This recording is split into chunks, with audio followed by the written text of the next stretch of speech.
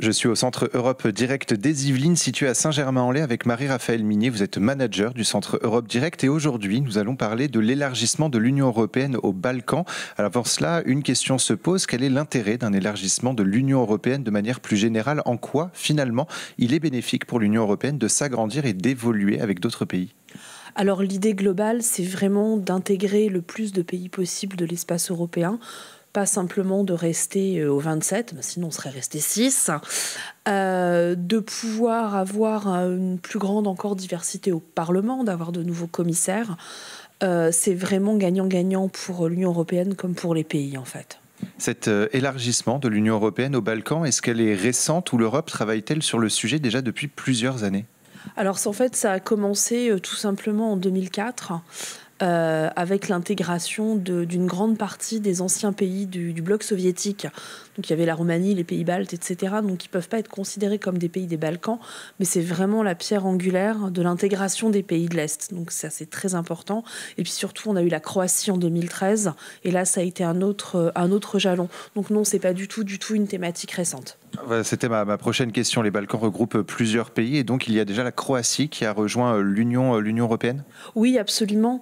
Une fois terminée la guerre en ex-Yougoslavie et la construction de nouveaux États, la Croatie a été estimée suffisamment stable pour pouvoir d'abord avoir le statut de candidat et ensuite adhérer pleinement à l'Union européenne.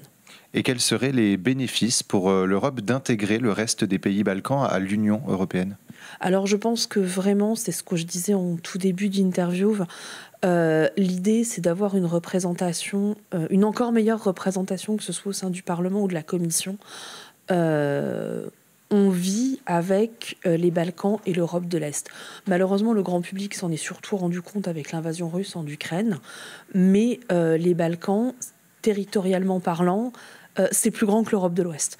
Donc il faut vraiment les intégrer, composer avec et les intégrer dans l'Union européenne. Et on le sait, l'intégration d'un nouveau pays au sein de l'Union européenne a pour rôle notamment de promouvoir la paix et le développement économique du pays au sein de l'Union européenne. C'est donc du donnant-donnant finalement quand on rejoint l'Union européenne? Oui, absolument. C'est pour ça également que les processus d'adhésion peuvent être extrêmement longs. C'est que les pays candidats doivent se conformer à un certain nombre d'exigences, notamment en termes de paix, de démocratie, d'autres facteurs encore. Je ne sais pas si on les évoquera par la suite. Mais oui, on ne peut pas rentrer comme ça sans avoir rien à apporter de concret et de tangible à l'Union européenne. Alors vous l'avez dit, cet élargissement de l'Union européenne aux Balkans ne date pas d'hier, en 2013, la Croatie qui intègre l'Union européenne. Et depuis, aucun nouveau pays balkan n'a été intégré à l'UE, malgré des candidatures et des discussions entre l'Europe et ces pays. Qu'est-ce qui a freiné ou freine encore cette adhésion?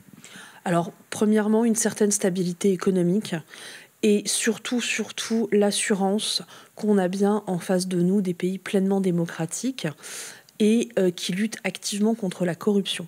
Ça a été notamment évoqué au moment des négociations d'adhésion de l'Ukraine et de la Géorgie. On ne peut pas accepter au sein de l'Union européenne, en tout cas c'est très difficile d'accepter un système qui est gangréné par ce genre de pratiques.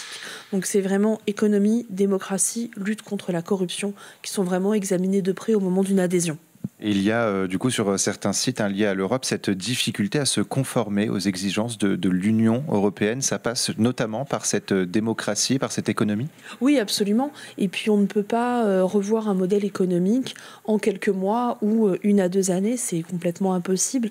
Si par exemple aujourd'hui vous parliez à certaines personnes en Grèce, elles vous diraient que le passage à l'euro par rapport au drachme qui était l'ancienne monnaie était beaucoup trop précipité et que ça a plongé le pays dans une espèce de marasme économique. Et c'est ça qu'on essaie d'éviter avec une intégration trop rapide des pays des Balkans. On va synthétiser, presque résumer, finalement, les difficultés face à l'élargissement de l'Union européenne aux pays Balkans doit s'expliquer notamment à travers le fait qu'un pays qui entre dans l'Union européenne doit de toute façon être prêt à se conformer aux lois européennes. Sans ça, et ça paraît logique, l'adhésion ne pourra se faire. L'adhésion ne pourra se faire. De toute façon, elle ne sera pas actée, elle ne sera pas officielle. Et surtout, même pour les pays qui ont déjà adhéré et qui rétropédalent un petit peu, si on pense à la Hongrie, ce sont des pays qui sont aujourd'hui sous le coup de paquets de sanctions de l'Union européenne. Donc c'est vraiment quelque chose auquel il faut être très attentif. Merci Marie-Raphaëlle Minier d'avoir répondu à mes questions pour Sensation. Donc je rappelle que vous êtes manager au Centre Europe Direct situé à Saint-Germain-en-Laye. Pour plus d'informations, on peut se rendre notamment sur le site maisoneurope78.eu et tous nos podcasts sont à retrouver sur notre application Radio Sensation.